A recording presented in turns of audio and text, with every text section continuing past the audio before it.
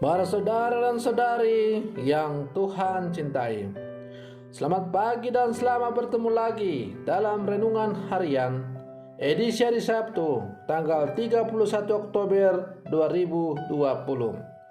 Hari ini adalah merupakan hari terakhir dalam bulan Oktober, dan sekaligus hari ini adalah hari terakhir di bulan di mana kita memberikan penghormatan khusus kepada Bunda kita, Bunda Maria, yang kemudian dikenal dengan nama bulan Rosario.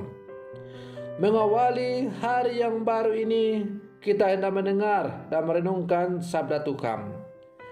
Marilah sebelum kita mendengar dan merenungkan sabda Tuhan, kita berdoa. Dalam nama Bapa dan Putra dan Roh Kudus. Amin. Allah Bapa Maha Baik, orang yang datang menghadapmu dengan sederhana, tak pernah dikecewakan. Engkau selalu mendengarkan bila kami sebut namamu.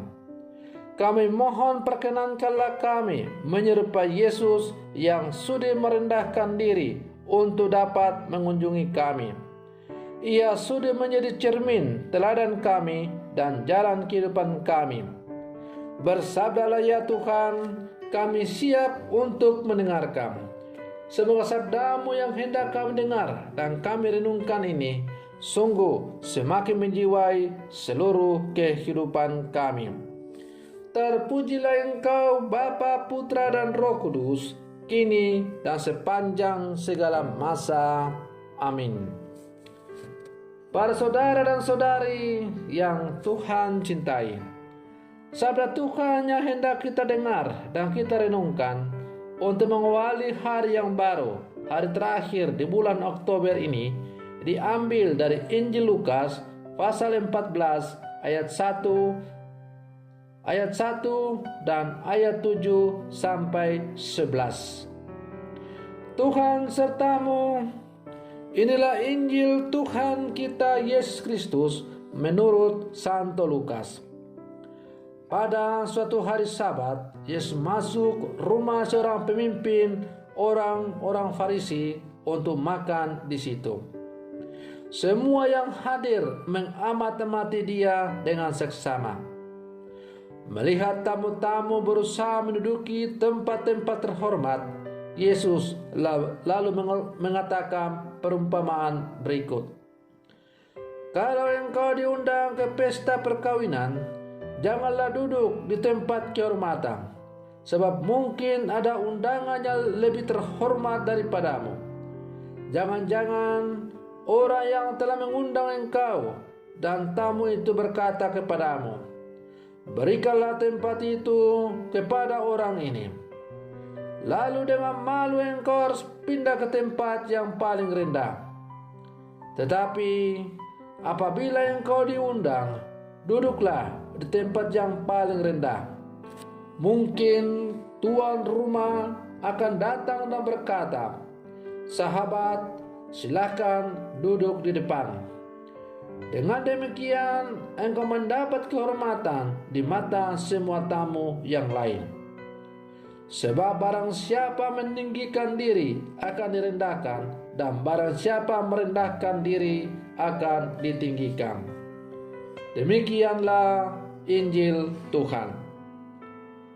Para saudara dan saudari yang Tuhan cintai, dalam kehidupan kita sehari-hari, pasti kita pernah mendengar atau mengenal pepatah yang tidak asing.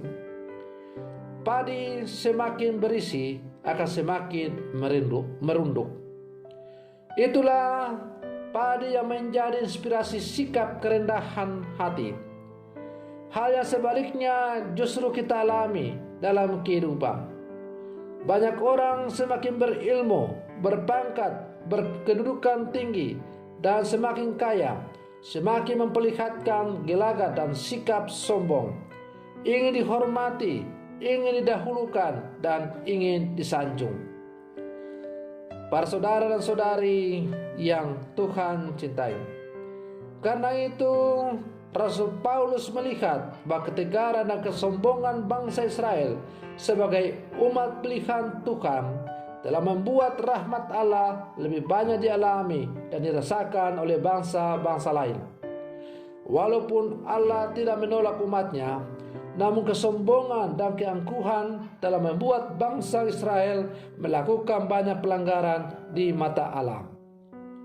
Para saudara dan saudari yang Tuhan cintai, hari ini melalui bacaan Injil yang kita dengar, kita belajar pengalaman bagaimana kita dalam menjalani kehidupan ini harus memperhatikan apa yang diajarkan oleh Yesus kepada kita. Supaya apa? Supaya kita sebagai murid-murid Yesus selalu bersikap rendah hati.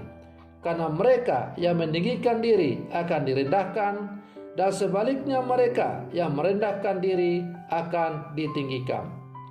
Status keterpilihan kita sebagai anak-anak Allah semestinya membuat kita semakin rendah hati, karena tanpa Dia, Allah Bapa yang mengaruniakan semuanya itu kepada kita melalui Yesus Putranya, kita tak memiliki apa-apa untuk bermegah diri. Para saudara dan saudari yang Tuhan cintai, sebagai orang-orang Katolik yang hidup di zaman sekarang, janganlah kita sombong, janganlah kita memegahkan diri seakan-akan kita adalah orang-orang yang pandai benar. Janganlah kita menganggap diri sebagai orang suci, janganlah kita menganggap diri sebagai orang yang terpilih, yang sudah pasti akan menikmati hidup kekal bersama dengan alam. Tetapi panggilan, pilihan dan panggilan kita sebagai orang Katolik hendaklah kita syukuri sebagai ungkapan kasih Allah kepada kita sebagai orang-orang berdosa. Kita adalah manusia-manusia berdosa yang kotor di hadapan Allah. Tetapi oleh karena belas kasih Allah, maka kita dipanggil untuk menjadi anak-anaknya melalui gereja Katolik. Oleh karena itu, pilihan kita menjadi anak-anak Allah melalui persekutuan gereja Katolik yang kudus tidak boleh membuat kita menjadi orang sombong, tinggi hati dalam hidup ini.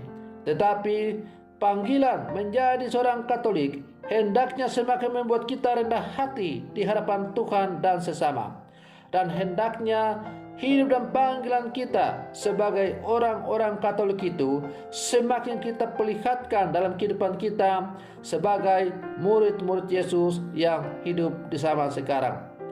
Tetapi kesaksian hidup kita sebagai orang-orang pilihan Allah bukanlah supaya kita disanjung, dihormati, tetapi untuk semakin menghantar orang supaya mereka juga menikmati rahmat dan belas kasih Allah yang sama dengan kita.